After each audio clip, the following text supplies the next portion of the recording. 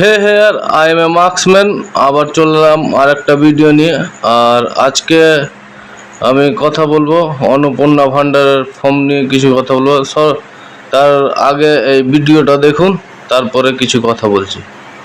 Form দেখো 12খানা পাতা, এই 12খানা পাতা, এই 12খানা পেস্ট একে পূরণ করতে হবে। এমনকি তোমার নাতি যদি থাকে, তোমার নাতনি যদি থাকে, তাকেও তোমার পূরণ করতে হবে। বাল ছাড়া আমরা একটা মূর্খ, আমরা একটা অক্ষর জানি না, আমরা লিখতে জানি না। এই বাল ছাড়া 12টা পাতায় লিখে দেবো বাল ছিঁড়তে। আর এই জন্য পাড়া লক্ষ্মীর ভান্ডার করিনি, একবার ছাড়া 10 বার যেতে হয় বলে লক্ষ্মীর ভান্ডার করে আমি টাকা নিইনি। আর এই 12টা পেস্ট সই করতে হবে। 12টা পেস্ট তো আপনারা দেখলেন তো যে এই যে কাকিমা রয়েছেন, তিনি হাতে ফর্ম নিয়ে আসেন এবং 12 পেজের ফর্ম। আর আপনারা সকলে জানেন যে 12 পেজের ফর্ম পাবলিশ করেছে রাজ্য সরকার। এবং এই ফর্মে কি কি রয়েছে, কিভাবে পুরো ডিটেলস আপনি নিজেও দেখতে পারবেন। আমি আপনাদেরকে লিঙ্ক দিয়ে দিব কমেন্ট বক্সে এবং আমার ডিসক্রিপশনে লিঙ্ক দেওয়া থাকবে, আপনিও ডাউনলোড করে সম্পূর্ণ ফর্মটা দেখতে পারেন। এবার আলোচনা করি ফর্মটা নিয়ে। ফর্মে যেগুলো রয়েছে সেই ক্রাইটেরিয়াগুলো খুব টাফ, এবং এরকম ফর্ম আগেও আপনারা দেখেছেন কিনা কমেন্ট করে অবশ্যই জানাবেন। এবং রাজ্য সরকারের পয়সা দেওয়ার ইচ্ছে আছে কিনা সেটাও একটা ধাঁধা। কেন কি কথা যেগুলো বলছেন বারবার এক একটা কথা এক এক রকম, এবং কথার ভঙ্গি চেঞ্জ হচ্ছে।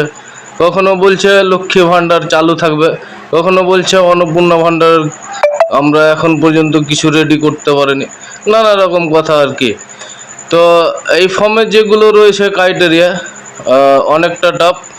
আর এর লাভ কতজন উঠাতে পারবে সেটা বলতে পারছি না। আর ফর্ম সব কেউ ফিল আপ করতে পারবে না, এটা বুঝতেই পারছেন যে মহিলারা এতটা, আমাদের পশ্চিম বাংলায় 80% মহিলা এই ফর্ম ফিল আপ করতে পারবে না, সম্ভবই না।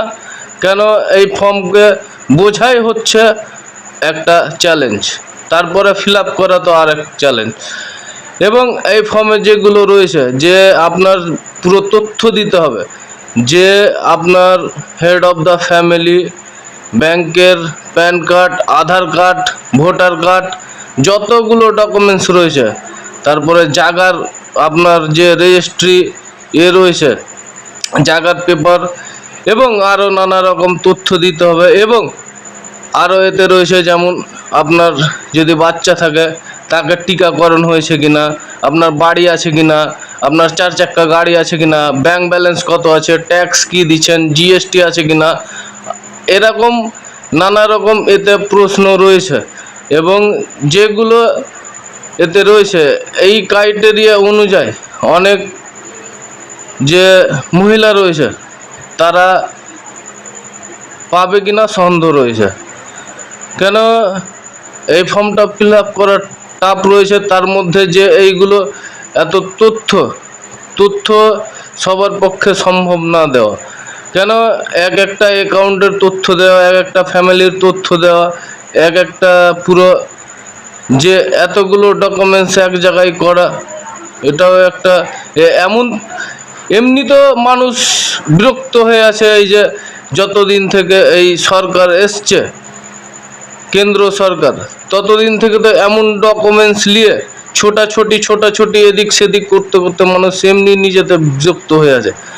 কার এটা ভুল সেটা ভুল, এরকম তো অনেক রয়েছে। তার মধ্যে এত কিছু সম্ভব মনে হচ্ছে না। তারপরে আপনাদের কি রায় থাকে কমেন্ট করে জানাবেন। আর দেখেন ফর্মটা কেমন আছে, কি কি চাইছে, আপনারাও নিজেরা ডাউনলোড করতে পারবেন, আমি লিঙ্ক দিয়ে দেবো। আজকে এই পর্যন্ত, আবার দেখা হবে অন্য ভিডিওতে। ধন্যবাদ আপনাদের।